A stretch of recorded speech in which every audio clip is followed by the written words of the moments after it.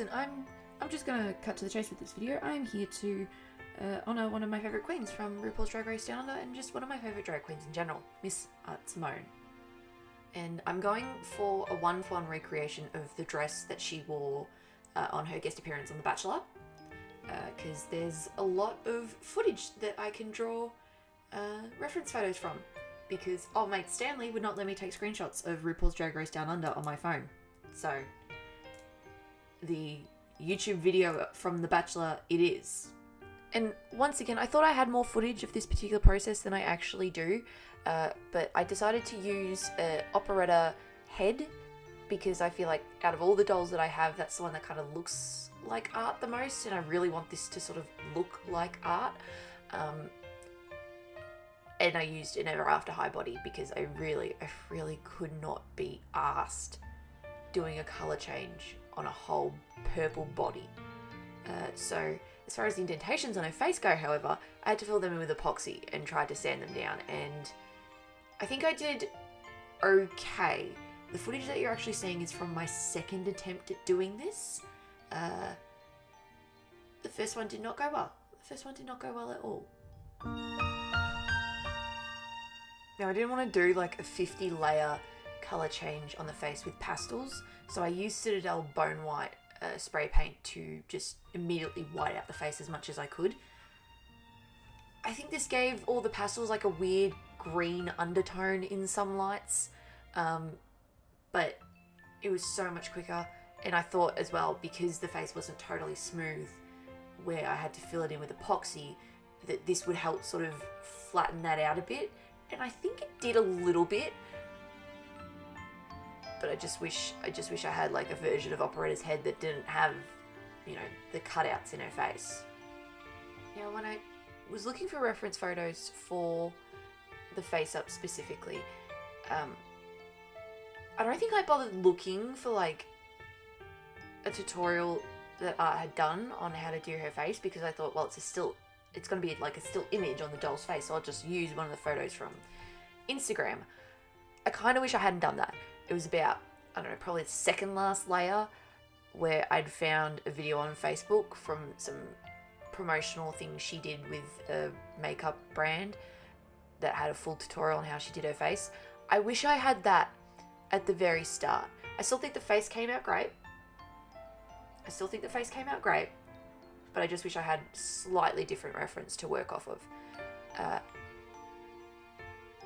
But I don't really have much else to say during this portion of the video, so I'm just gonna shut up and you can listen to the wonderful music while I do everything slightly off screen.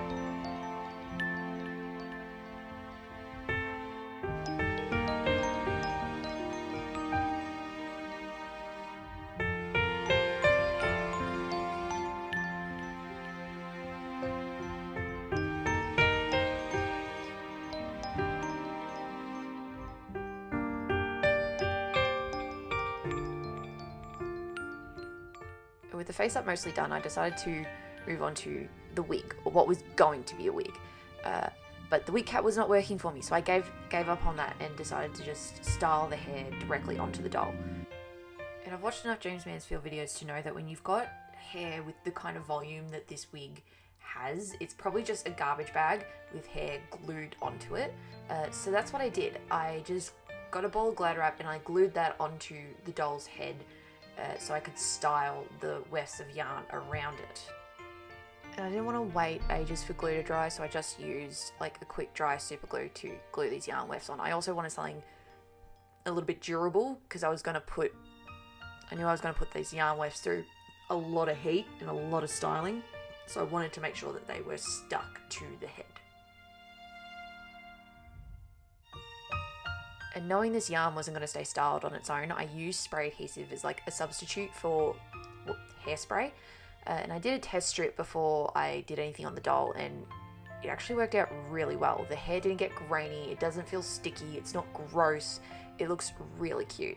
I also did a trial with glitter because the original wig has glitter, but I decided it would look kind of tacky on a doll size scale, so I didn't end up using it, but it worked really well for sticking glitter on.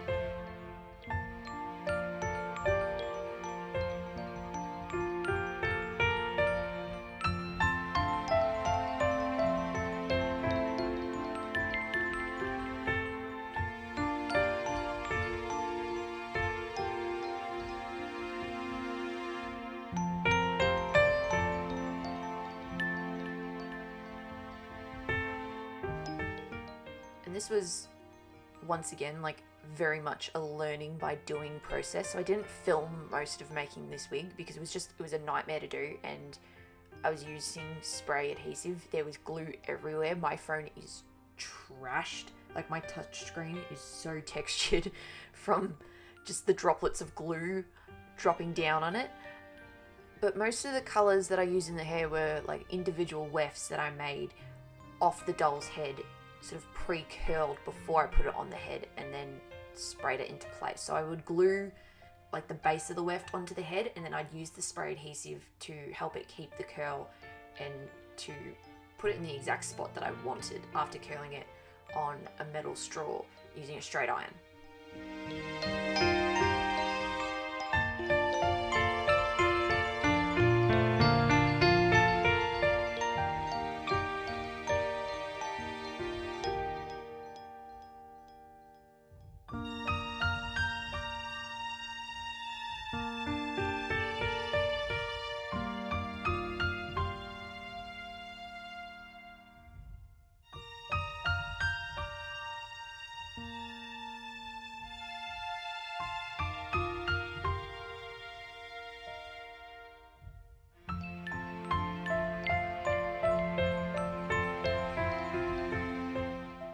Bangs gave me more problems than they had any right to. So initially I was going to do like a circle of wefts and then like twist them to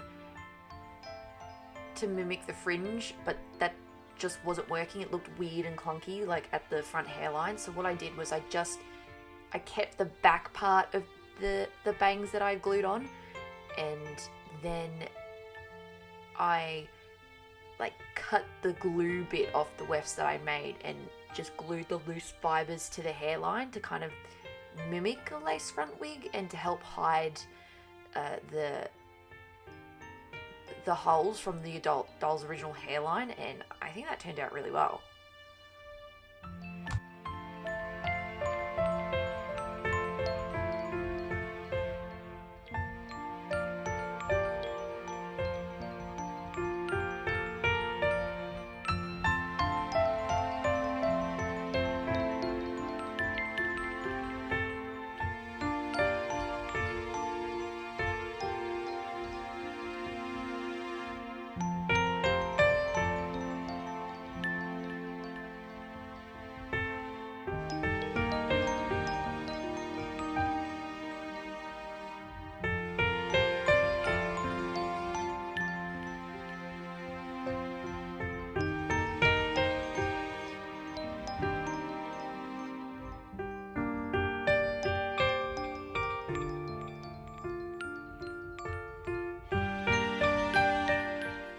for the dress. So the base pattern that I used, I'll link below. It's another Delightful pattern.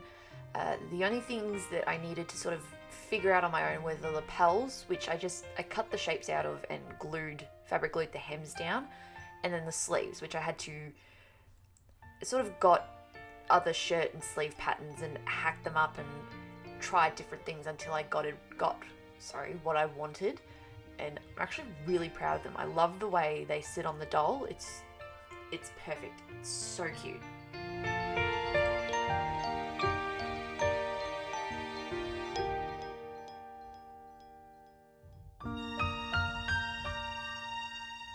And the original dress, all the paint splatter is like sewn on vinyl.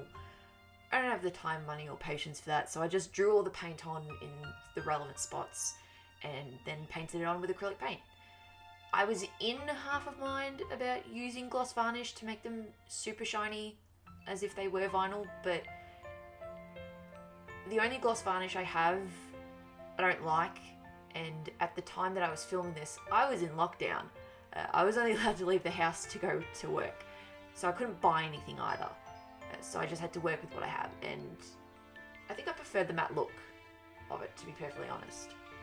And everything about the lapels were too small and finicky for me to bother sewing them, so every part of the lapel is glued on because it's a little bit more flexible and it's less work for me, to be perfectly honest.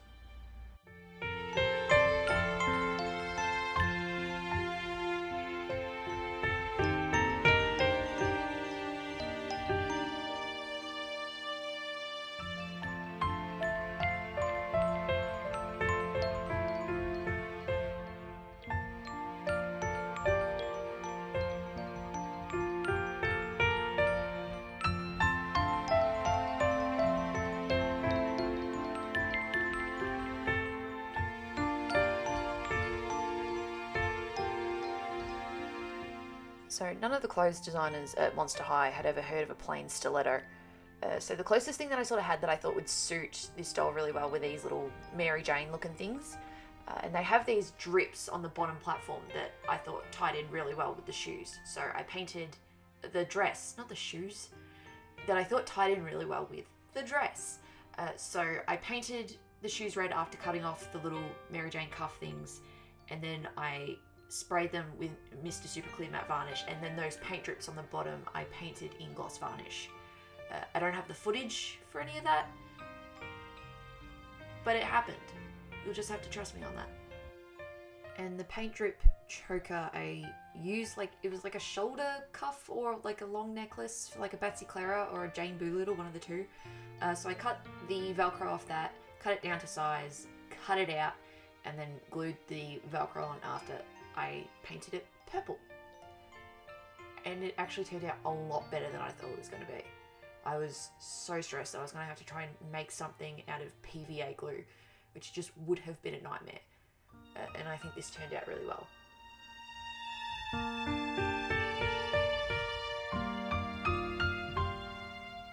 And that is the outfit done. I'm so proud of this outfit. I'm so proud of it. The little red corset thing is just two shapes that I had to cut out of white fabric and then paint red because, again, I was in lockdown. I couldn't go buy red fabric. It's just got a front closure at the front, and then it's like a strip of elastic at the back to help it fit the doll better because I couldn't be bothered making an actual pattern for it. And I've just got to add a few final touches off screen because I didn't bother to film it, and then I can do the final reveal.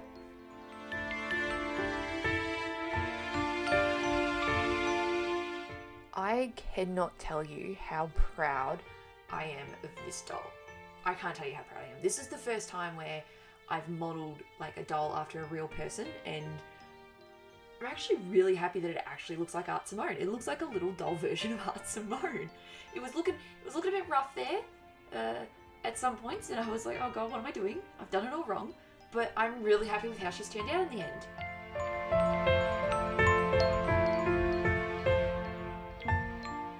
As always, there's more photos over on Instagram, and thank you so much for watching. And don't forget to take your bins out.